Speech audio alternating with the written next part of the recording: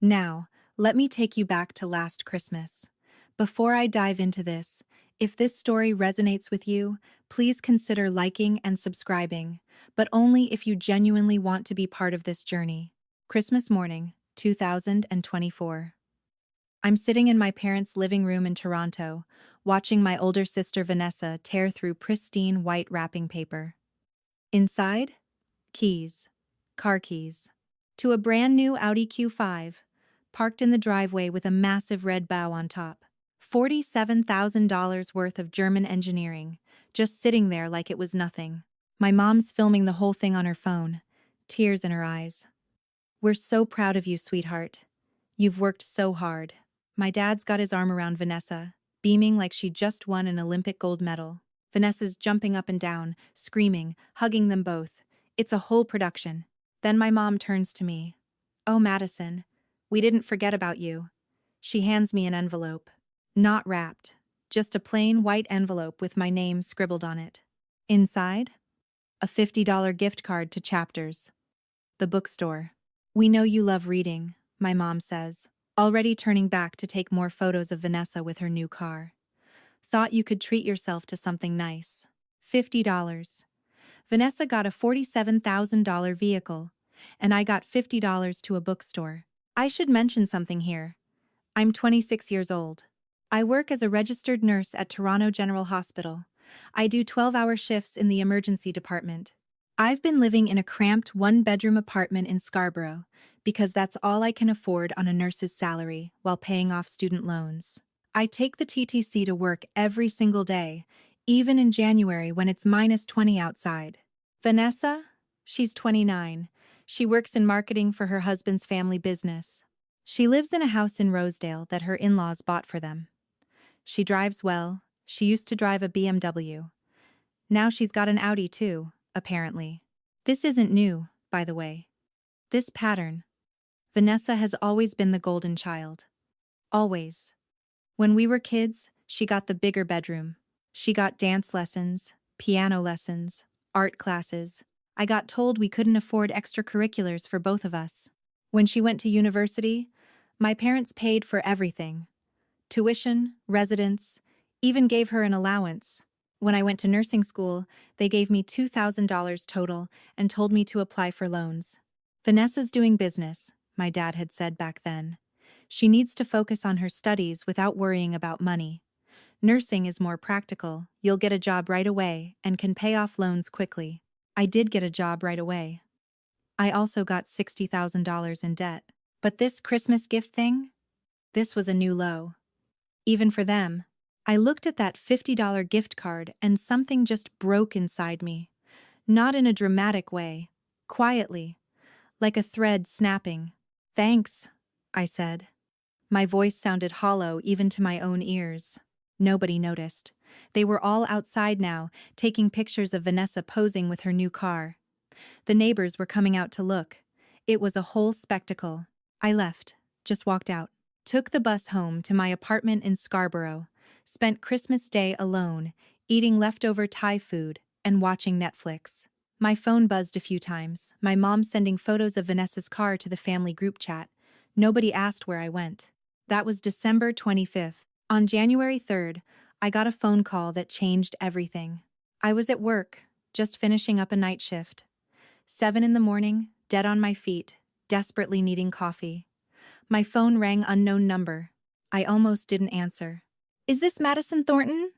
A man's voice. Professional. "Yes? My name is David Chen. I'm a lawyer with Patterson and Associates here in Toronto. I'm calling regarding the estate of Margaret Holloway, my grandmother, my dad's mother. She'd passed away 3 weeks earlier, right before Christmas. I'd gone to the funeral. Small service, immediate family only. She'd been in a nursing home for the past 2 years. Dementia. I hadn't seen her much toward the end. It was too painful, watching her fade away like that. I'm very sorry for your loss," Mr. Chen continued. "I'm the executor of your grandmother's will. I need you to come to my office as soon as possible. There are some matters we need to discuss regarding her estate." "Okay," I said slowly. "Did she leave me something? I'd prefer to discuss this in person. Are you available this afternoon?" Say, 2 o'clock? Something in his tone made my stomach flip. This wasn't a courtesy call about some jewelry or photo albums. I'll be there, I said. I didn't tell anyone. Not my parents, not Vanessa. I went home, showered, changed into the one professional outfit I owned, and took the subway downtown to the address he'd given me. Patterson and Associates occupied the 23rd floor of a glass tower on Bay Street. The kind of place with marble floors and abstract art on the walls. The kind of place I definitely didn't belong. Mr. Chen was in his 50s, gray hair, kind eyes behind wire-rimmed glasses. He shook my hand and gestured to a leather chair across from his massive desk. Miss Thornton, I'll get straight to the point. Your grandmother left very specific instructions regarding her estate, and the bulk of it has been left to you. I stared at him. What? He opened a folder. Your grandmother owned her home in Forest Hill outright, a 4-bedroom property she purchased in 1978. Current market value is approximately $2.8 million. The room tilted. $2.8 million. She also had investment accounts, savings, and other assets, totaling approximately $1.3 million. After taxes and final expenses, you're looking at inheriting roughly $3.4 million in total assets. I couldn't breathe. Couldn't think. $3.4 million. There's more, Mr. Chen said gently. She left a letter for you. She was very specific that you should read it here, in this office, before we proceed with anything else. He handed me an envelope. Thick cream paper, my name written in my grandmother's shaky handwriting. My hands were trembling as I opened it. My dearest Madison, it began. If you're reading this, I'm gone. And that lawyer I hired is finally earning his retainer. I want you to know that every decision I've made regarding my estate has been deliberate and made with a sound mind, despite what your father might claim. I've watched you your entire life, sweetheart. I've watched how they've treated you compared to Vanessa. I've watched them give her everything while making you fight for scraps. I've watched them dismiss your accomplishments, minimize your struggles, and take you for granted. When you were 16, you told me you wanted to be a nurse. Do you remember what your mother said? She said nursing was fine, I suppose, if you're not ambitious enough for medical school. But you knew exactly what you wanted. You wanted to help people. You wanted to make a difference. And you did it. You put yourself through school. You worked 2 jobs. You didn't ask them for anything because you knew they'd make you feel guilty for needing it. Meanwhile, Vanessa got handed everything, and she took it like it was her birthright. I saw it all, Madison. Every time they chose her over you. Every birthday where your gift was an afterthought. Every achievement of yours they brushed aside to celebrate something mundane she'd done. I saw it, and it broke my heart. I wanted to say something so many times. But I was old and sick, and your father was my only son. I didn't want to spend my final years in family warfare. So I stayed quiet. I smiled at family dinners and pretended I didn't see the imbalance. But I made a plan. 20 years ago, I hired Mr. Chen to help me structure my estate. I made sure everything was airtight, legally unbreakable. I knew your father would try to contest it. I knew your mother would cry about fairness. I knew Vanessa would feel entitled to a share. I don't care. This is my money, my property, my choice. And I choose you. You're the granddaughter who called me every week, even when you were drowning in school and work. You're the one who came to visit me in that depressing nursing home, who sat with me when I couldn't remember your name anymore. You're the one who became exactly the person I always knew you could be. Your father gets nothing because he doesn't need it, he's done well for himself. Vanessa gets nothing because she's been given everything already.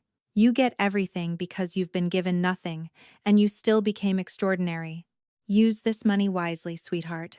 Buy yourself a home. Pay off those loans. Travel. Do something that makes you happy. And here's the most important part. Don't give them a penny. I know they'll come asking. They'll cry. They'll guilt you. They'll tell you about family obligation and fairness and what I really would have wanted. Don't listen. Set boundaries. Protect yourself. You don't owe them anything. Not money, not explanations, not access to your life. You've spent 26 years being treated like you're less than. Now you have the means to build a life where you're treated the way you deserve. Live well, my darling girl. That's the best revenge. All my love. Grandma. I was crying, full-on sobbing in this fancy lawyer's office. Mr. Chen quietly pushed a box of tissues across his desk and waited. She was sharp until the very end, you know, he said after I'd collected myself. We met 6 months before she went into the home. Revised everything one final time. She knew exactly what she was doing. My family doesn't know about this, I said. They're going to lose their minds. That's actually something we need to discuss, Mr. Chen said. Your grandmother anticipated that your father might contest the will. She included a provision: if anyone challenges it, they get nothing, and their legal fees come out of what would have been their inheritance. Since they're getting nothing anyway, that means any contest will cost them personally. She really thought of everything. She did. She also insisted on one more thing. He pulled out another document. She wanted the will reading to be done with the entire family present. She felt you deserved to see their faces when they realized what she'd done. When? Next week, Friday, January 10th, at 2 p.m. Your father, mother, and sister have already been notified of the mandatory reading. They don't know the contents yet. Your grandmother wanted you to know first, so you could prepare yourself. I floated out of that building. $3.4 million. A house in Forest Hill. My loans gone. My cramped apartment history. My grandmother had given me freedom. I didn't tell anyone, not even my closest friends. I went to work. I came home. I acted normal. But inside, I was counting down to Friday. Friday came. I dressed carefully. Navy dress, simple jewelry. I looked professional, put together. I wanted them to see me as someone who deserved this, even though I knew they never would. The conference room at Patterson and Associates was bigger this time. Long table, leather chairs. My parents were already there when I arrived, and Vanessa. They looked confused, maybe a little annoyed. Madison, my mother said, surprised. What are you doing here? I was invited, I said simply. Mr. Chen entered before anyone could ask more questions. He sat at the head of the table, opened his briefcase, and pulled out the will.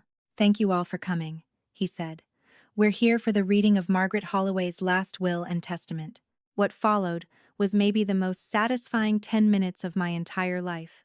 Mr. Chen read through the legal language, sound mind, clear intentions, all of that. Then he got to the distribution of assets. To my son, Robert Holloway, I leave my personal photo albums and my mother's wedding ring. My dad frowned. What about the house, the investments? Mr. Chen continued reading. To my granddaughter, Vanessa Holloway Preston, I leave my pearl necklace and my collection of vintage brooches. Vanessa's face went pale. That's it? Some old jewelry? And to my granddaughter, Madison Thornton, I leave the entirety of my remaining estate, including my property located at 47 Kilberry Road, Forest Hill, Toronto, and all financial assets, investments, and accounts, totaling approximately $3.4 million. Silence, dead silence, then chaos. What? My dad shot out of his chair. That's impossible. Mom wouldn't do that. There must be a mistake, my mother said. Her voice was shaking. Margaret loved all her grandchildren equally. She wouldn't leave everything to just Madison. Vanessa was staring at me like I'd murdered someone. You manipulated her. When she was sick, when she had dementia, you manipulated a vulnerable old woman. Mrs. Preston. Mr. Chen cut in sharply. I need to stop you right there. Any allegations of manipulation or undue influence are serious and, in this case, completely baseless. Mrs. Holloway executed this will 6 months before her dementia diagnosis, while being evaluated by 2 independent physicians who certified her mental competency. She revised it one final time 2 years ago with the same certifications. Everything was done properly and legally. I don't care, my dad said. I'm contesting this. I'm her son. I have a right. Mr. Holloway, I strongly advise you to review Section 7 of the will. Mr. Chen flipped to a page. Your mother included a no contest clause. Any beneficiary who challenges this will forfeit their inheritance entirely, and legal fees will be their personal responsibility. Since you're inheriting photo albums and a ring, contesting will cost you tens of thousands in legal fees, with virtually no chance of success. My dad's face was red. This is insane. Madison, you can't seriously accept this. It's not right. It's not fair. I found my voice. It's not right? It's not fair? I couldn't help the bitter laugh that escaped. You gave Vanessa a $47,000 car for Christmas and gave me a $50 gift card, and you want to talk to me about what's fair? That's completely different, my mother started. You paid for Vanessa's entire university education and gave me $2,000, I continued. My voice was getting louder. I didn't care. You gave her the big bedroom, the dance lessons, the piano, the art classes. You gave her everything while telling me we couldn't afford it. You bought her a house deposit when she got married. What did you give me when I graduated nursing school? A card. You gave me a card. We helped how we could, my dad tried. Helped? You've spent my entire life making me feel like I was less important than Vanessa, like my accomplishments didn't matter, like I didn't matter. I stood up. Grandma saw it. She saw all of it, and she decided to do something about it. Madison, sweetheart, my mother said, switching tactics. We're family. Surely we can work something out. Maybe you could share. Vanessa has children to think about. Expenses. No. The word hung in the air. No? Vanessa found her voice. Are you seriously going to keep all of it? $3 million. And you won't share any of it with your own family. You mean the family that's treated me like an afterthought for 26 years? That family? We raised you, my dad said. We fed you, clothed you, put a roof over your head. You owe us. I don't owe you anything. You did the bare minimum that parents are legally required to do. You want a medal for that? You're being selfish, Vanessa spat. You're being vindictive and selfish and I'm done, I said. I looked at Mr. Chen. Do I need to be here for the rest of this? No, Miss Thornton. We can handle the paperwork separately. You're free to go. I picked up my purse. My hands were shaking, but I felt powerful. Free. Madison, wait, my mother said. Please, let's talk about this. We can figure something out. There's nothing to figure out. Grandma made her choice. I'm respecting it. I looked at each of them. If you want to be angry at someone, be angry at yourselves for making her feel like she had to do this in the first place. I walked out. Got in the elevator. Made it to the lobby before I started shaking so hard I had to sit down on a bench. My phone started ringing immediately. My dad, then my mom, then Vanessa, then my mom again. I turned it off. Over the next week, they tried everything. Phone calls, texts, emails. My mom showed up at my apartment building. My dad sent me articles about family obligation and forgiveness. Vanessa sent me a long message about how I was destroying our family, how her kids would never know their aunt.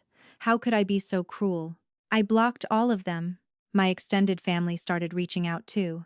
Aunts, uncles, cousins I hadn't heard from in years. Everyone suddenly very concerned about poor Margaret's intentions, about family unity, about doing the right thing. Amazing how many people care about you when you inherit money. I blocked them too. Here's what I did instead. I hired a financial advisor. A good one, recommended by Mr. Chen. We set up trusts, investments, long-term plans. I paid off every penny of my student loans. $60,000 gone, just like that. I put a down payment on a condo. Not in Scarborough. A real condo, in Liberty Village, with floor-to-ceiling windows and a balcony. 2 bedrooms, so I could have a home office. Underground parking, so I could buy a car, nothing fancy, just a reliable Honda CR-V. No more TTC, in -20 weather. I set up an education fund. My financial advisor thought I was crazy at first. For children? She asked. No. For nursing students. I created a scholarship fund at my nursing school. $50,000 a year. distributed to students who are putting themselves through school, working multiple jobs, drowning in loans. Students who remind me of me. I booked a trip. 3 weeks in Italy, leaving in April. First-class flights, nice hotels. I've always wanted to see Rome, Florence, Venice. Now I can. I went back to work. My coworkers noticed I seemed different, lighter, maybe, more confident. I didn't tell them why. I just smiled and said I was having a good year. 3 months later, in March, I got a letter. My mother, handwritten. Madison, please. Your father had a heart attack. Nothing serious. He's fine. But it was a wake-up call. Life is too short for this. We're family. We should be together. I know we've made mistakes, but we love you. Please come home. We can move past this. I stared at that letter for a long time. Then I threw it away.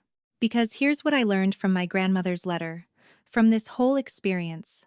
Sometimes, love isn't enough. Sometimes people show you exactly who they are, over and over, for years. And believing them, accepting that they're not going to change, that they're not capable of treating you the way you deserve, isn't cruel. It's self-preservation. My parents didn't love me less than Vanessa. They loved her more. There's a difference. And I spent 26 years trying to earn what she got freely, trying to be good enough, accomplished enough, selfless enough to deserve their attention. I was always enough. They just couldn't see it. My grandmother saw it. She saw me working doubles in the ER, taking the bus home at midnight, living in a cramped apartment, still showing up to family dinners with a smile. She saw me calling her every week, even when her mind was gone. She saw me becoming a good person despite being treated like I didn't matter. And she decided I deserved better. So did I. I'm not going to tell you that cutting off your family is easy. It's not. There are moments, birthdays, holidays, random Tuesday evenings when I miss them. When I miss the idea of them, anyway. The family I wished I had. But then I remember Christmas morning, watching Vanessa get a $47,000 car while I got $50 to Chapters. I remember every time they dismissed my nursing career, every time they canceled plans with me to do something with Vanessa, every time they made me feel small. And I remember my grandmother's words. Set boundaries. Protect yourself. You don't owe them anything. It's been 6 months now. I'm sitting on my balcony in Liberty Village, watching the sunset over Toronto. My Italy trip is booked. My loans are paid. My nursing scholarship fund just awarded its first round of grants 6 students who wrote me thank you letters that made me cry. I'm happy. Actually, genuinely happy. For the first time in my adult life. My phone buzzes. Unknown number. I almost don't answer, but something makes me pick up. Madison? A woman's voice. Young. This is Sarah Kim. I received your scholarship this year. I wanted to thank you personally. I was going to have to drop out. I was working 3 jobs, and it still wasn't enough. Your scholarship saved me. You saved my career. I don't even know how to thank you. I'm crying now. Good tears. Just pay it forward, I tell her. When you're a successful nurse with your own patients, remember how hard it was. Be kind. That's all the thanks I need. After we hang up, I sit there for a long time, thinking. My grandmother gave me $3.4 million. But the real inheritance? It was permission. Permission to walk away. Permission to choose myself. Permission to understand that family is supposed to lift you up, not tear you down. And when they can't do that, you're allowed to leave. You don't need luck. You need boundaries. You need self-respect. You need to understand that your worth isn't determined by how other people treat you. And sometimes, you need someone, a grandmother, a friend, a therapist, yourself, to tell you that it's okay to walk away from people who make you feel small, even if they're family, especially if they're family. Because here's what nobody tells you about toxic family dynamics. They only work if you participate. The golden child, the scapegoat. These are roles you're assigned, but you don't have to play them forever. I resigned from mine, and I've never been freer. If you're in a similar situation, please hear this. You deserve to be seen. You deserve to be valued. You deserve more than scraps and afterthoughts. And if the people who are supposed to love you can't give you that, You're allowed to build a life with people who can. Blood doesn't make family. Love, respect, and mutual support make family. Everything else is just biology. My grandmother understood that. Now I do too. And maybe someday, my parents will understand why their mother left everything to the granddaughter they treated like nothing. But honestly, that's not my problem anymore. I've got a condo to furnish, a trip to Italy to take, and nursing students to support. I've got a life to build, a good one, a happy one where I'm valued and respected and seen. The life my grandmother wanted me to have. The life I always deserved.